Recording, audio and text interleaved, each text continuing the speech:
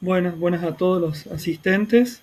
Mi nombre es Guillermo Riva. Junto con Carlos Cervini vamos a mostrarle un poco sobre los proyectos que estamos trabajando en mediciones en celdas de 4G LTE utilizando radio definida por software. Este es un proyecto que venimos trabajando en el Grupo de Investigación y Transferencia en Electrónica Avanzada, GINTEA, de la Universidad Tecnológica Nacional, Facultad Regional Córdoba. Un poco la agenda es hablar un poco, dar una introducción sobre el tema. Le vamos a mostrar un poco sobre los proyectos de código abierto que hay para implementar mediciones o tomar información de redes de telefonía celular LTE utilizando radio definida por software. Después les vamos a comentar un poco sobre las mediciones sobre señales LTE en general, casos de aplicación, resultados y conclusiones. Bueno, para introducir al tema, comentarles que las tecnologías de las plataformas de radio definidas por software permiten implementar diferentes sistemas de comunicaciones en un mismo hardware genérico. Eso depende un poco también de las capacidades que tenga la plataforma que estemos utilizando. Y bueno, si bien inicialmente nosotros estuvimos trabajando mucho con lo que es GSM y hemos hecho algunas pruebas con 3G, actualmente estamos trabajando en mediciones de redes de telefonía móvil de cuarta generación, LTE.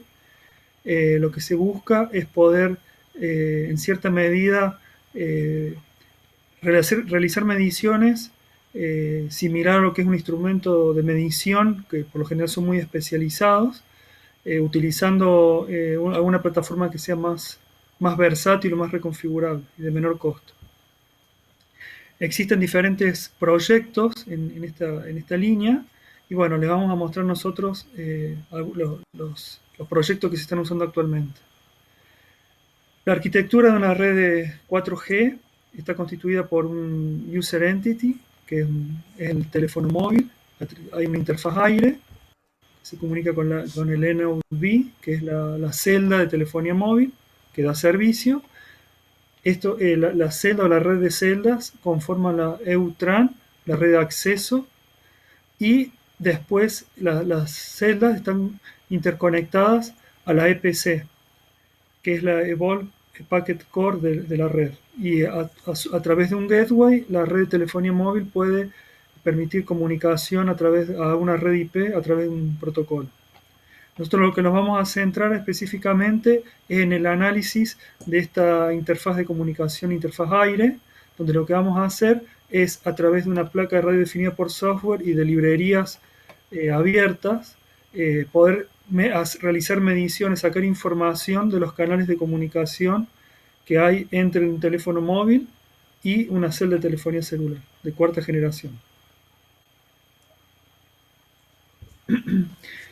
El esquema de lo que es un canal de comunicación o de control de LTE combina diferentes subportadoras en cuadratura, o sea, separadas una cierta cantidad de kilohertz de frecuencia, y símbolos con intervalos de guarda, donde cada usuario tiene los canales para transmitir información, tiene el slot de tiempo para transmitir información. Como se ve acá, se ve claramente que la transmisión que utiliza 4G, que es una señal OFDM, es una combinación de frecuencias y de tiempo. O sea, tiene que haber una sincronización en tiempo y en frecuencia para que los diferentes usuarios que estén usando los canales de comunicación en LTE no se superpongan. No sé, Carlos, si vos querés comentar algo más. No, básicamente tenemos una combinación en tiempo y frecuencia en la asignación de los usuarios. Y bueno, ya vamos a ver más adelante que también tenemos en toda esa grilla distribuidos los canales de broadcast y de control que van a ser los que nos van a interesar en particular. Y acá abajo tenemos un Ujú, poquito, no vamos a entrar en detalle, pero cómo es el esquema de modulación para un esquema OFDM, ¿no? Es algo muy utilizado hoy en día en varios sistemas de comunicación. ujú. Después, lo que es un frame, un radio frame que se transmite en un canal LTE, está constituido por slots, donde cada slot tiene definido, o sea, está conformado por un resource block que está constituido por 6 o 7 símbolos, por lo general se utilizan 7 símbolos, y 12 subportadoras, como si fuera una matriz. Estas subportadoras son esas que veíamos, esas subportadoras ortogonales, y acá lo que tenemos es el dominio del tiempo. Eh, Después, dos slots me conforman un subframe y después el frame total de radio que se transmite está constituido por 9 subframes. Y acá lo que se puede ver es como en esta matriz que tenemos en un eje la frecuencia con las 12 subportadoras de 15 kHz de ancho de banda cada uno, o sea, lo que me da 180 kHz de ancho de banda total. Y en el dominio del tiempo, los slots. Entonces el sistema va asignando cada usuario, para el usuario 1, al usuario 2, al usuario 3, 4, le va asignando diferentes combinaciones de subportadoras y de slot de tiempo en el cual puede transmitir. Es una combinación. Este es el ancho de banda de canal, como si nosotros lo viéramos en el dominio, lo estamos viendo en el dominio de la frecuencia. Nosotros podemos tener diferente cantidad de resource block en el canal. Y bueno, eso me lo define también qué ancho de banda voy a estar utilizando para transmitir. Por ejemplo, en una transmisión de 5 MHz de ancho de banda, entran 25, tiene efectivos, tiene 4,5 MHz por esta parte que no se considera en el análisis de espectro de la señal transmitida. Voy a tener, o sea, van a entrar 25 resource block. Cuanto más ancho de banda tiene mi canal de comunicación LTE, mayor cantidad de resource block entra. En este aspecto si nosotros nos paramos desde el punto de vista de usar una placa de radio definida por software, no utilizar un hardware específico, un instrumento de medición para LTE, sino usar una placa de radio definida por software, los anchos de banda tradicionales o máximo que se utilizan, que se pueden tener en una placa tipo USRP, ronda los 50, 54 MHz. Por lo tanto, un ancho de banda hasta 10 MHz, o sea, todos estos anchos de banda los podemos llegar a medir utilizando este tipo de hardware. Y bueno, ya un ancho de banda de 20 MHz ya, perdón, eh, hasta 20 MHz podremos llegar a medirlo, pero después eso depende también de la placa, las características que tenga la placa SDR que estemos usando. Con placas SDR con poco ancho de banda vamos a estar más limitados en poder capturar ciertos canales de LTE.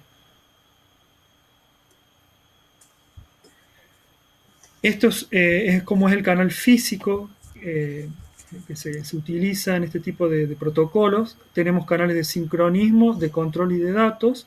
Los canales de sincronismo son muy importantes. Hay canales de sincronismo primarios, secundarios, son estos que se ven en violeta o en azul. Estos que están acá. Son muy importantes porque como estos sistemas combinan lo que es sincronización en tiempo y en frecuencia, periódicamente las celdas de telefonía móvil, el Node B va generando canales, a través de canales de sincronismo, va generando señales que sirven para sincronizar a todos los móviles que están conectados a la red. Y después hay canales físicos de bajada, canales de broadcast. Hay diferentes tipos de canales. Los de broadcast son los que utiliza la celda para notificar a todos los móviles sobre el acceso, sobre algún tipo de característica. Pero hay en juego muchísimos canales y señales en un canal LTE. Y también algo que es importante, los canales de uplink. uplink sería del teléfono móvil hacia la celda y de downlink de la celda al teléfono móvil, están corridos en frecuencia. No se utiliza la misma frecuencia, sino que se utiliza desde los 30 MHz hacia arriba de corrimiento. Claro. Claro, esto sería más que nada, nos estamos concentrando en la parte de downlink, ¿no? Claro, lo que vamos a ver específicamente es el análisis del canal de bajada de la celda al teléfono móvil.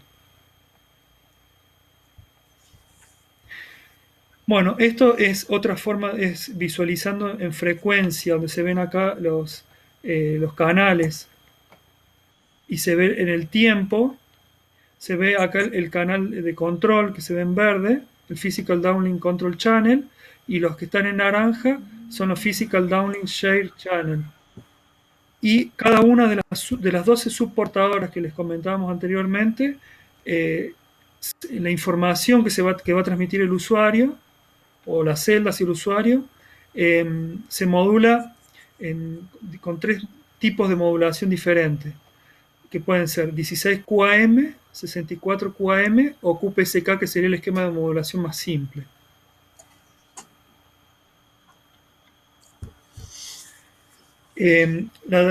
Justamente la ventaja de utilizar plataformas de radio definida por software nos permite a nosotros, a través de un hardware reconfigurable y flexible, programable, poder interactuar, poder, en este caso, analizar el canal de downlink de LTE, bajarlo a una frecuencia intermedia, a banda base, y poder realizar procesamiento digital de señales a través de software.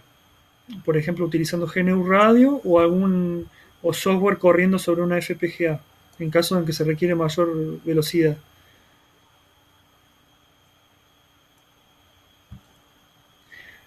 Las plataformas que se utilizan normalmente de radio definida por software, están las placas Lime, las ETUS, que son transceivers, o sea, nos permiten capturar lo que se está transmitiendo por un canal y realizar transmisión también. Y después receptores solamente de este tipo que también nos sirven para analizar los canales de transmisión de LTE. El software que utilizamos para realizar el procesamiento digital de señales es GNU Radio. Y estas son algunas de las librerías o de software abierto que hay para realizar análisis de canales de comunicación LTE, que son, por ejemplo, SRS-LTE y Open Air Interface.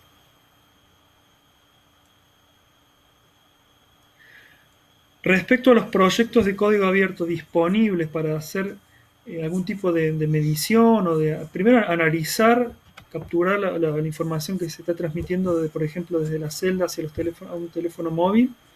Y en nuestro caso, la necesidad que es lo que estamos trabajando, de poder utilizar estas librerías de código abierto, estos proyectos de código abierto, para poder realizar mediciones del canal. Por ejemplo, tenemos el OpenLTE es uno, que nos permite crear NOV, o sea, podemos crear una estación base para hacer pruebas. Implementa también o contiene scripts para simulación y grabación de tarjetas SIM, que eso también es algo que es muy importante para cuando uno va a realizar aplicaciones. Y nuestro fin no incluye herramientas de medición. Esa es una de las características que tiene, pero en general OpenLTE es un proyecto muy interesante. Después está GRLTE, que son librerías para GNU Radio, se integra GNU Radio. Y se sincroniza con una señal de aire o un archivo y nos permite analizar, sería como en tiempo real, online, lo que está pasando por el canal, o offline, a través de un archivo ya generado, poder levantarlo, o sea, leerlo a través de GNU Radio y hacer procesamiento. Y nos permite analizar tanto el canal de broadcast, que es el Physical Broadcast Channel, como el Physical Control Format Indicator Channel, que nos da información sobre las características de la modulación OFDM.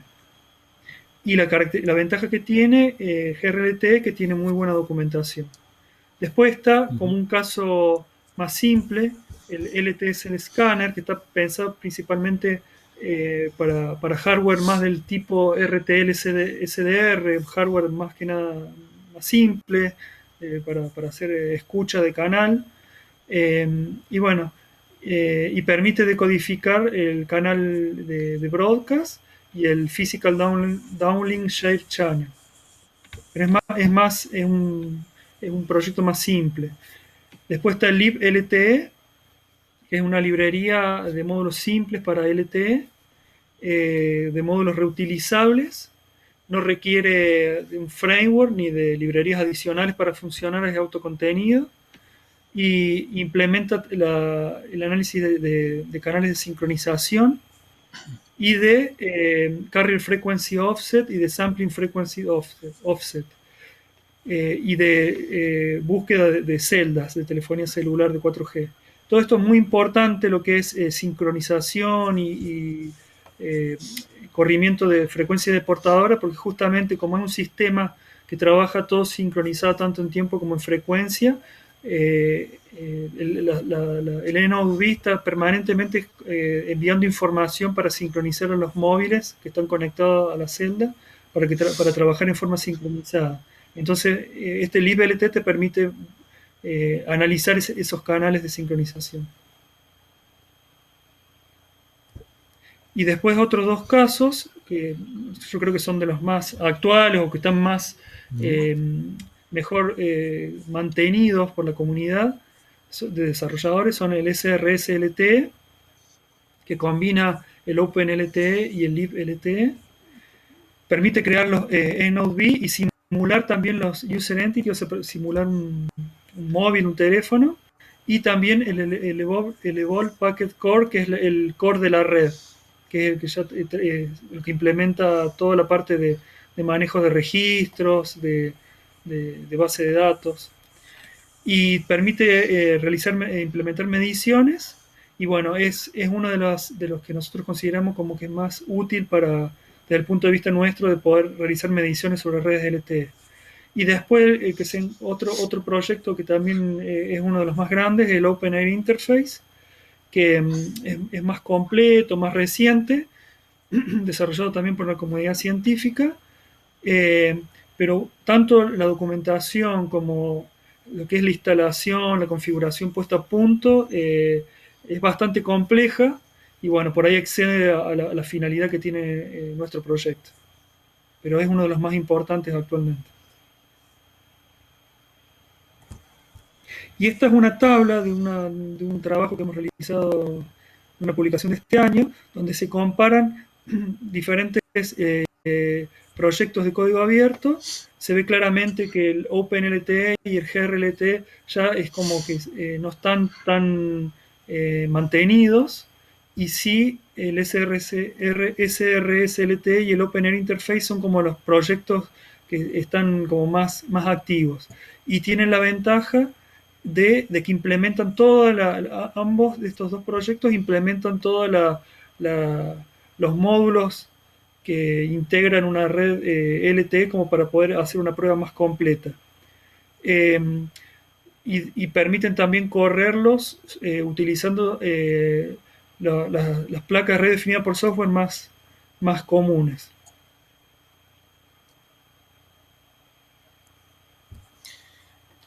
Res- Bueno, Respecto sí, sí, sí, sí, sí. sí.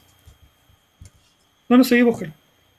Bueno, bueno, ahora basándonos un poco en lo que comentó Guille, que fue, como él dijo, un trabajo que hicimos el año pasado y que, bueno, estamos, a partir de de las conclusiones que sacamos, lo estamos continuando este año. Bueno, primero se hizo una exploración de qué herramientas teníamos en SDR para hacer estas mediciones.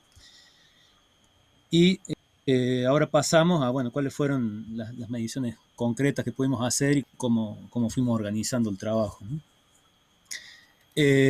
Para empezar, acá tenemos un esquema general de cómo sería el escenario donde estaríamos parados.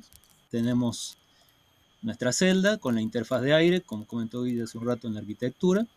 Nos interesa especialmente por ahora la parte de downlink, digamos, las señales desde la celda hacia el móvil, que son la grilla esta que veíamos hace un rato, con multiplexado o FDMA.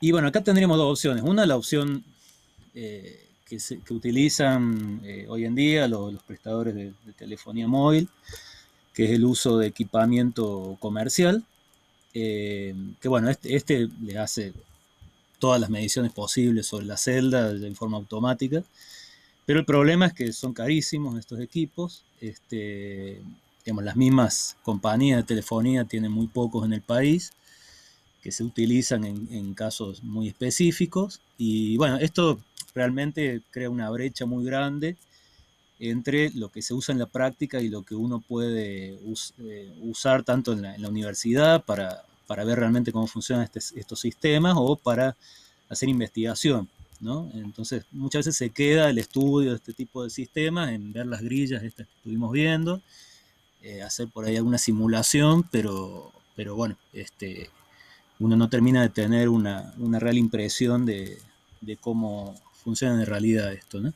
Entonces, el objetivo nuestro sería, utilizando una placa SDR como estas que vemos acá, la ETUS B200, sin llegar a implementar la complejidad que tiene un instrumento de estos, buscar algunas mediciones clave que nos podrían interesar y ver cómo las implementaríamos con SDR, aprovechando un poco estas librerías que muy bien, pero tenemos que adaptarlas porque si bien nos brindan gran cantidad de información, por ejemplo el CRS LTE, LIVE LTE, esta información a veces no está bien organizada, no va, digamos, a las cosas más importantes. Entonces, un poco el trabajo fue ver, por un lado, cuáles son las mediciones que se suelen realizar con estos instrumentos y, en base a eso, elegir algunas que realmente nos interesen y ver cómo podríamos implementarlas a partir de esto que ya existe y realizando algunas adaptaciones, ¿no? Porque es todo código abierto. Bueno, entonces acá tenemos un poquito un resumen de lo que comentamos, ver primero instrumentos comerciales, nos concentramos en transmisión de downlink, mediciones de capa física. Esto es importante también porque si ustedes van a lo que es la documentación del LTE, en realidad hay toda una jerarquía de canales, estos canales que mencionó Guille recién, en realidad todos van a ver que tienen la letra P al principio, quiere decir que están en la capa física, y después hay 2 o 3 capas más, donde hay otros canales que a veces confunden, porque en la documentación se mencionan todos mezclados, y estos canales tienen un mapeo con respecto a los canales de capa física. Nosotros para concentrarnos en esto, aclaramos que, bueno, trabajamos nada más que en capa física, ¿no? Entonces, bueno, indagamos un poco, encontramos 2 instrumentos que se usan bastante, por ejemplo el Anritsu BTS Master y el Rode Schwarz FSH, y los estudiamos en principio para ver cuáles serían las mediciones más útiles, ¿no? Acá tenemos el aspecto de estos 2 equipos. Estos son equipos para medición en campo, sobre la celda, digamos por aire. Acá conectamos una antena y podemos levantar los canales que está transmitiendo la celda.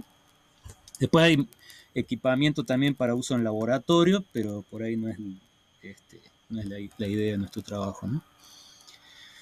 Bueno, entonces, en base a lo que tenemos acá, hicimos una pequeña clasificación primero para ver por dónde íbamos a ir, cuáles son las mediciones, cómo podríamos clasificarlas. Entonces, obtuvimos una clasificación general en 2 categorías principales, que serían, por empezar, las mediciones de calidad de radiofrecuencia, que son un poco las mediciones más gruesas, que quizás yo algunas las podría llegar a hacer con un instrumento más simple, con un analizador de espectro,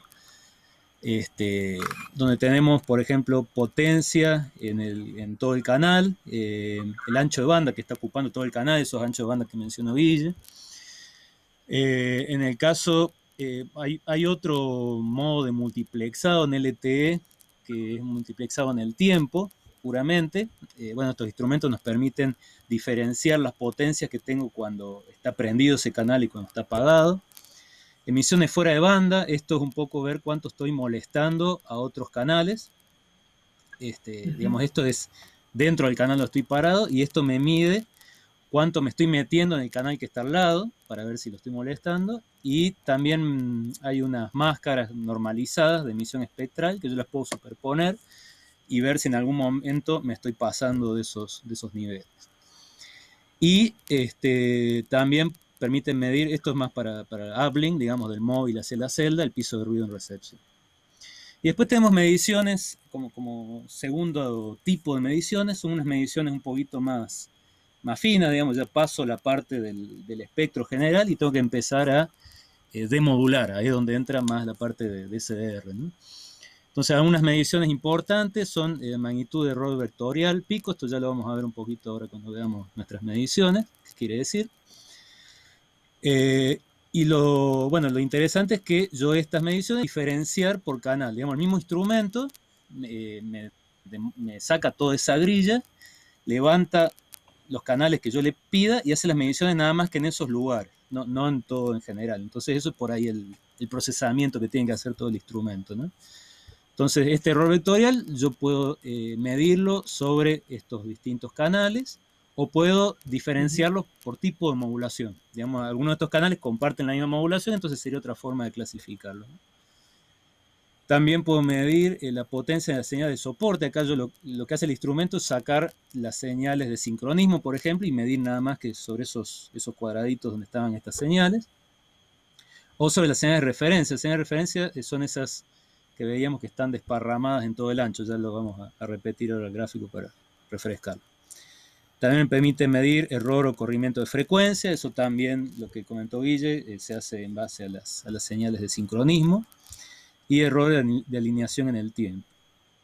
Estos son dos categorías de mediciones importantes, digamos, cuánto me estoy desviando en frecuencia y en tiempo. Son siempre las dos alineaciones importantes, ¿no?, en este tipo de receptor. Entonces acá vemos un video de una nota de aplicación de Keysight, donde de vuelta vemos esta clasificación. En realidad nosotros la fuimos sacando de 3 o 4 fabricantes distintos, pero acá está bastante claro que tenemos estas mediciones más gruesas, digamos, de espectro, y después estos dos tipos de mediciones que entrarían en esta categoría, la de calidad de modulación. Estas son mediciones vectoriales porque, ya ahora vamos a ver un dibujo, las modulaciones estas se les llama vectoriales, por ejemplo, QPSK, QAM, porque tengo las dos componentes I y Q que siempre son necesarias en un sistema SDR. Bueno, también hacemos análisis de constelación, digamos, ya son todas mediciones donde me tengo que meter más en el canal, ¿no? Bueno, entonces acá tenemos algunas capturas para mostrar un poquito qué menúes muestran estos instrumentos y encontrar similitudes, ¿no?, para ver qué nos interesaría medir a nosotros, ¿no? En el caso, vamos a hacer un repaso rápido. En el caso del instrumento de Rohde-Schwarz, tenemos una pantalla general primero, donde tenemos algunos, bueno, cuál es la celda sobre la que estamos midiendo, ancho de banda, por ejemplo, bueno, la potencia en el canal de RF, la potencia de la señal de sincronismo, y después tenemos sobre distintos tipos de señales, la medición de EBM, potencia. Entonces, como un resumen, ¿no? Después tenemos otra pantalla que sería esta parte más gruesa que vemos acá, que es la medición, que acá lo vemos como Spectrum Overview, donde tenemos la potencia del canal, el ancho de banda ocupado, la potencia total dentro del span que estamos viendo, y esto sería más como una pantalla de analizador de espectro, ¿no? Después tenemos otra pantallita que es el instrumento cuando se enciende, digamos, cuando ponemos que haga la medición, hace una búsqueda de todas las celdas que tiene alrededor y me las lista acá. En este caso tenemos una sola, ¿no? Ya vamos a ver un ejemplito donde hay más de una. Y me va a generar como un gráfico de barras, ya no es algo así tan detallado, sino un gráfico de barras donde me va a mostrar cada celda dónde está y qué potencia gruesa, digamos, tiene, ¿no? La potencia muchas veces, ya lo vamos a revisar, pero se basa más que nada en las señales de sincronismo. Cuando le muestra una potencia así general es porque está midiendo los canales de sincronismo. Canal de sincronismo es básicamente el que me define la cobertura de la celda, ¿no? Y después acá tenemos un ejemplo de estas mediciones más finas, donde ya vemos que estamos recuperando la constelación. La constelación se le llama, bueno, a la ubicación de los símbolos para el tipo de modulación que estemos usando. Estos símbolos van a transmitir, digamos, van a mapear información. Por ejemplo, QPSK, yo estoy, como tengo 4 posiciones posibles, yo en cada símbolo puedo transportar 2 bits de información, ¿no? Y para señales, por ejemplo, 16QAM, ya puedo tener 4 bits de información por símbolo, ¿no? Entonces acá ya veo por canal, por ejemplo, o por modulación. Acá tenemos canal de sincronismo primario y secundario en verde y en azul. Y acá tenemos control, digamos, canal de control en QPSK, otras señales en QPSK, 16QAM, 64QAM, y podemos ir diferenciando según colores cada uno de los canales y cómo son las constelaciones que están llegando. Bueno, y en el caso de Enrich,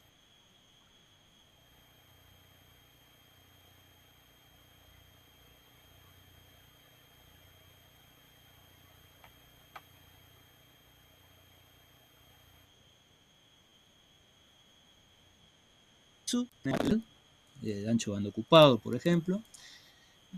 Acá tenemos el listado de celdas y cuáles son las potencias que tiene cada celda y básicamente cuál es la celda que termina siendo dominante sobre las otras.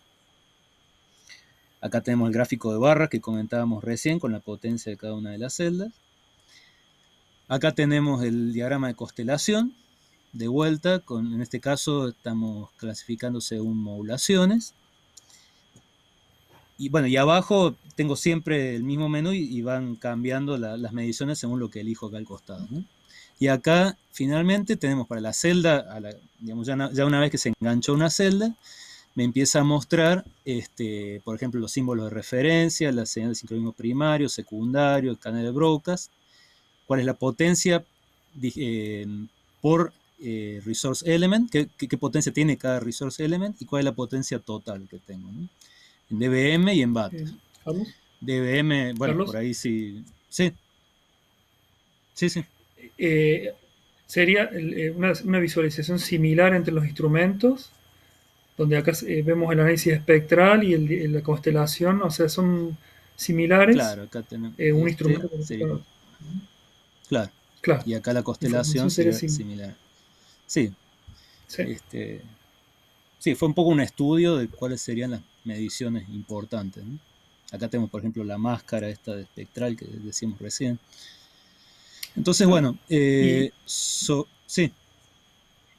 Quería comentar algo antes de que pase el tema, que una de las desventajas de utilizar este tipo de instrumentos tan avanzados, tan dedicados, específicos, es que cuando se despliega una nueva tecnología en comunicaciones, por ejemplo la tecnología de 5G, ya este instrumento que viene pensado para redes de GSM, 3G y 4G ya no se puede utilizar para mediciones en quinta generación, en red de quinta generación. Ya hay que comprar otro instrumento específico, que esa es un poco la ventaja Claro. que tiene utilizar algún hardware reconfigurable.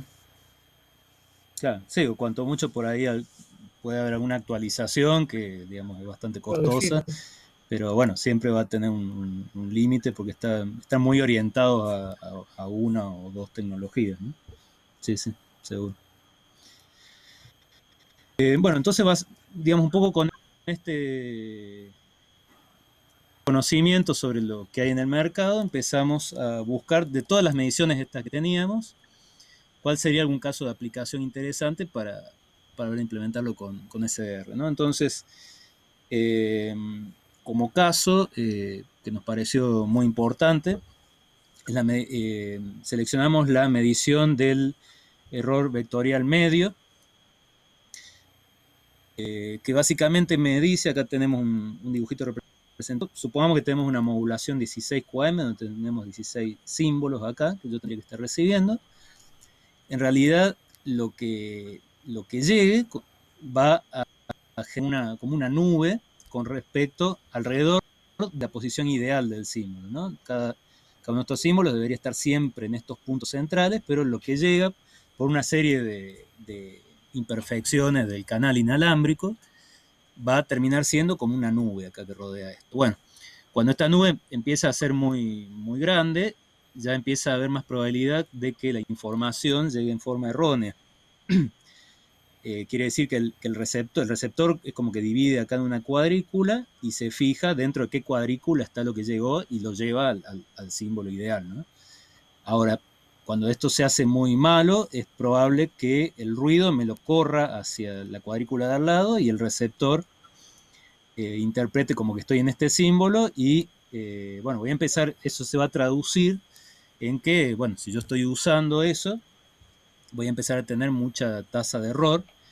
Y el problema es que muchas veces, por más que tenga algunos bits de error, eso me puede obligar a tener que hacer retransmisiones de tramas completas. Entonces me empieza a bajar mucho la velocidad.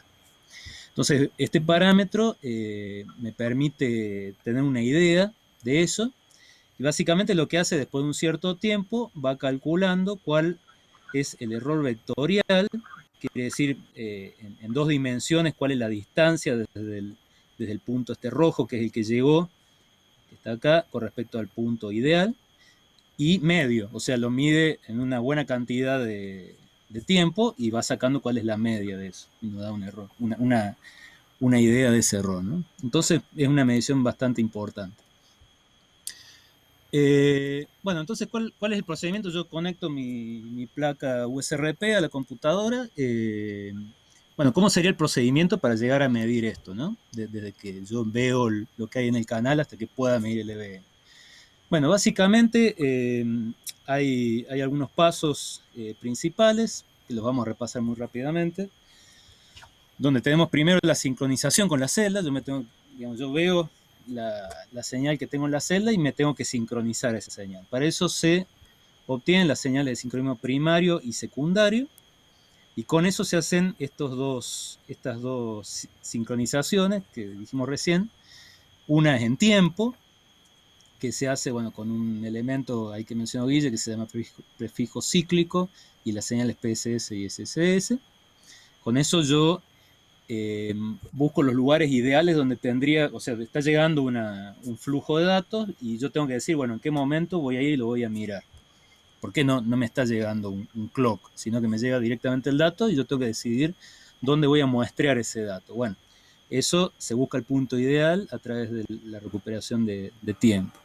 Y después, lo otro que involucra la sincronización, la recuperación en frecuencia, donde ahí, bueno, tengo unas secuencias, se llaman secuencias de Sados-Chu, que son secuencias que yo conozco, y el transmisor me genera esas secuencias y en el camino se me van a modificar un poco. Entonces, en el receptor lo que hace es compara la que me llegó contra todas las posibles que podría tener, y me fijo de la que se parece más, bueno, qué tanto se parece, ¿no? Entonces, cuanto más se aleje, va a ser mayor digamos, el corrimiento en frecuencia que voy a estar teniendo, ¿no?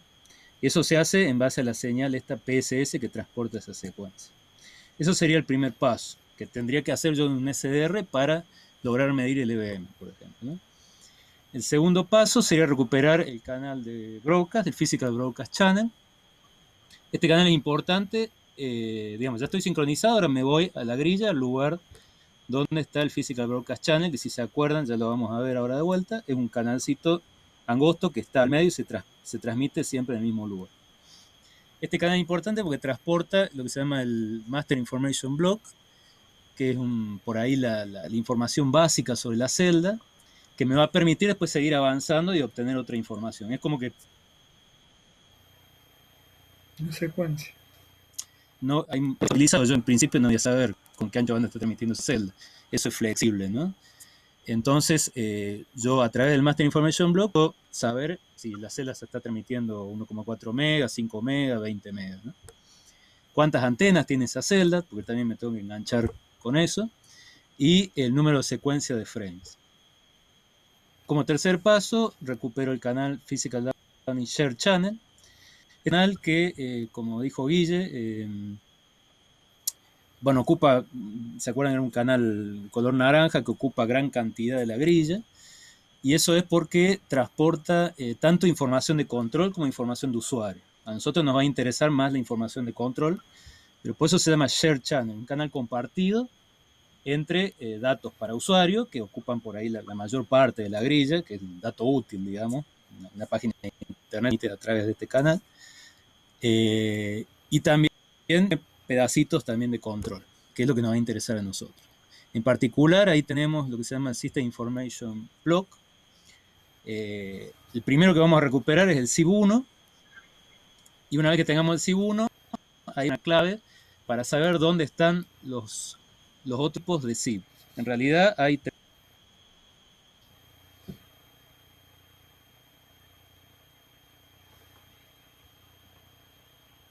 32 tipos de SIB. El cuarto paso, que eso no lo hicimos en este trabajo, yo de información podría engancharme a la red y ya empezar a interactuar con la celda.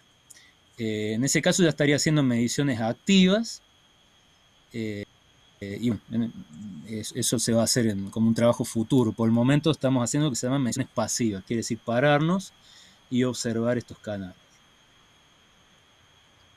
Bueno, acá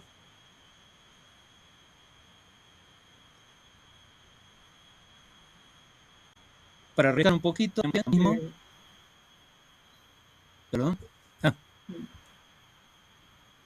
Sí, se corta. se ve muy mal. Se corta el Ahí audio, Carlos. Ah, ahí comanda.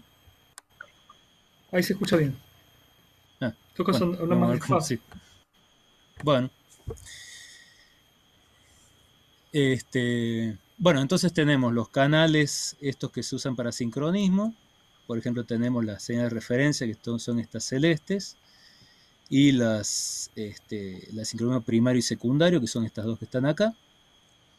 Después tenemos un canal de broadcast verdes, que es donde va el MIB, y el Share Channel, que como vemos acá ocupa gran cantidad de la grilla, que son los grises.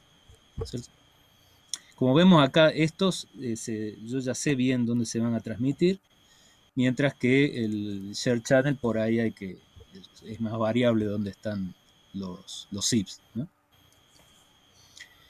Bueno, acá de vuelta tenemos un resumencito de los pasos. Primero sincronismo, después encontrar en el Broadcast Channel la MIB y en el Downlink Share Channel los SIPs. Y acá nosotros por el momento llegamos hasta acá nada más. Y ya si nos enganchamos con la celda podremos empezar a hacer mediciones activas, ¿no? Bueno, esto es un poquito más lo que comentamos recién, la ubicación de los SIPs, que tenemos que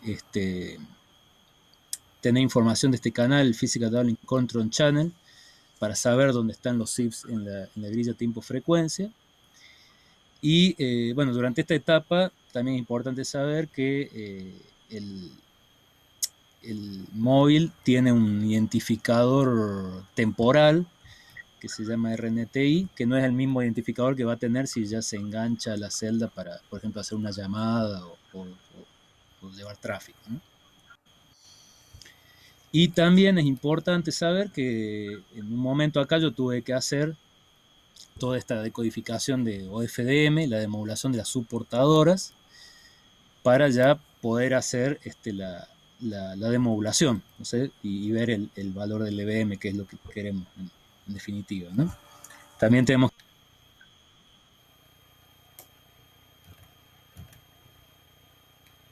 que hacer estimación de canales de los reference symbols, o sea, estos que están acá desparramados con color celeste, que me dice con canal en todo el ancho de banda de mi señal. Hacer ancho de banda bastante grandes puede ser no perfectamente plana la respuesta del canal, entonces tenemos que corregir eso.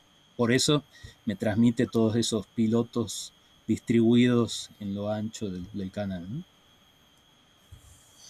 Bueno, entonces finalmente para medir el error vectorial medio, hacemos la demo del canal que querramos ver, Y sobre los símbolos recuperados se grafica la constelación y se calcula el vector de EBM. Como dijo Guille, las librerías que terminamos usando más fueron libLTE y srcLT. Bueno, algunos resultados que obtuvimos. Básicamente nosotros usamos estas dos librerías entonces. El hardware que utilizamos fue la placa USB B200. Acá tenemos algunas características, soporta hasta 56 MB de ancho de banda de modulación y el rango de frecuencia que puede trabajar llega hasta 6 GHz, o sea, podemos cubrir cómodamente todos los canales en que trabaja el LTE. Capturamos la señal por aire, over the air, se le llama así, digamos, para cuando uno captura así por aire. Y podemos o bien guardar en un archivo y analizarlas offline o analizarlas mientras se está capturando, ¿no? Bueno, entonces primero hicimos este procedimiento de cell search y sincronización.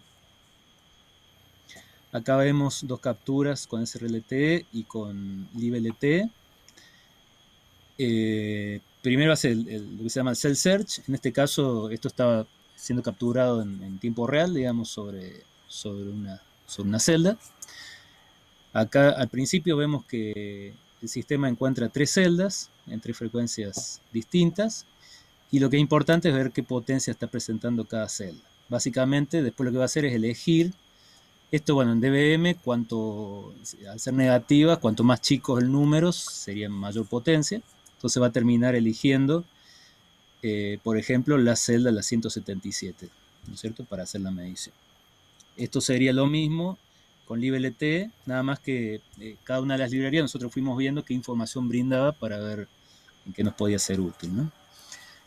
Esto sería ya la información de sincronismo, ya para poder engancharse con esa celda. Vemos, por ejemplo, el offset en frecuencia, se llama coarse offset, que es el offset más importante, y después un offset más fino, nivel de señal, etcétera.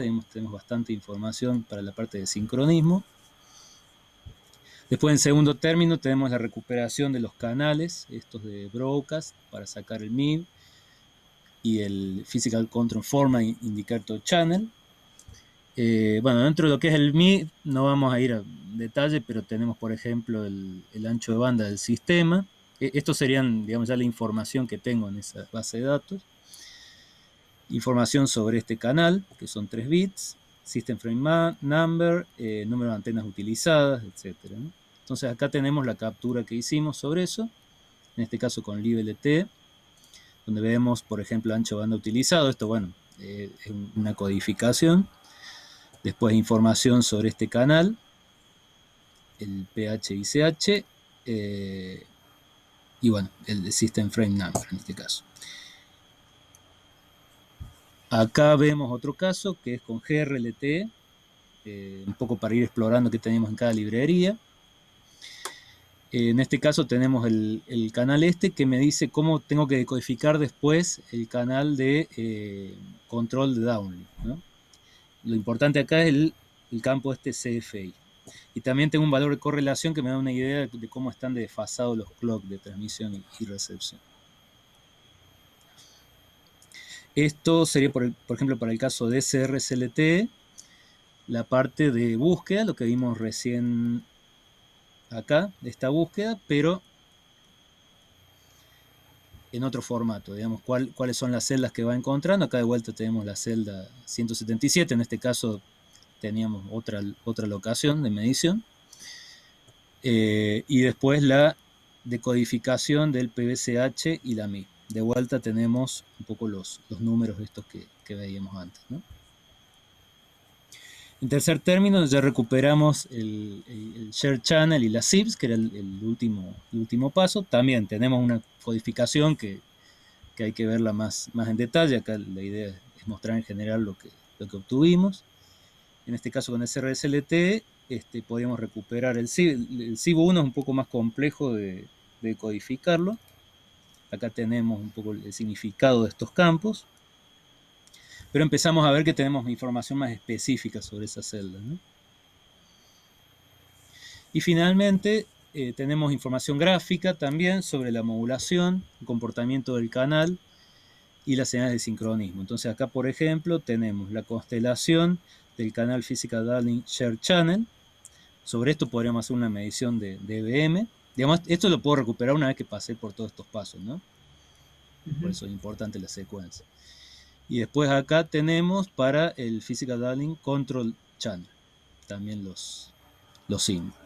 La respuesta del canal, esto que decíamos recién, que no va a ser plana en general, y la distribución de los valores de correlación que me dicen cómo es en general el corrimiento en frecuencia, ¿no? En base a la señal PSS. Bueno, entonces finalmente teniendo todo esto yo puedo obtener las constelaciones y los valores de EBM discriminados por canal. En particular para los canales PDSCH y PDSCH, que son los dos que estábamos levantando acá. Entonces, para obtener ese EBM finalmente, eso, digamos, hay que agregar procesamiento. Bueno, acá comprobamos realmente que nosotros tenemos una cantidad de información con estas herramientas, pero que, por ejemplo, para implementar la medición de EBM, que me la ofrecen estos instrumentos comerciales, hay que ir un paso más allá, meterse en el código C y hacer un cálculo de cuánto es el error medio que tenemos acá. Entonces eso es un poco el punto final en el que recorremos todos los pasos que serían necesarios y logramos hacer una de las mediciones que nos ofrece un instrumento de tipo comercial, ¿no? Entonces, de esta manera, como conclusiones, podemos sacar, por un lado, que bueno, mediciones que hoy en día se pueden realizar solamente con instrumentos dedicados de muy elevado costo y que son realmente totalmente inaccesibles para poder hacer alguna medición, alguna investigación sobre esto. Bueno, realmente se pueden hacer, si bien no abarcando todo lo que ofrece un instrumento de estos, pero se pueden implementar puntualmente mediante técnicas de CDR. Y esto, bueno, realmente es muy beneficioso, por un lado, para si uno quiere mostrar cómo funciona todo esto, y por otro lado, para poder hacer una optimización en una red. O bueno, hoy en día estamos viendo de ampliar esto para poder hacer algunas mediciones más de campo, digamos, en múltiples locaciones. Por otro lado, bueno, también podemos comprobar que efectivamente se puede hacer investigación sobre redes móviles con recursos moderados con respecto a lo que sería un instrumento de estos. Y bueno, como trabajo, por un lado queremos ver de bajar un poco el costo de estos nodos, porque como vimos, bueno, para no complicarnos, primero se utilizó una placa ETUS, que no tiene drama en cuanto a valores de frecuencia y anchos de banda, pero lo deseable sería ajustarse un poco más a lo que realmente hace falta. Entonces podríamos bajar el costo de estos nodos.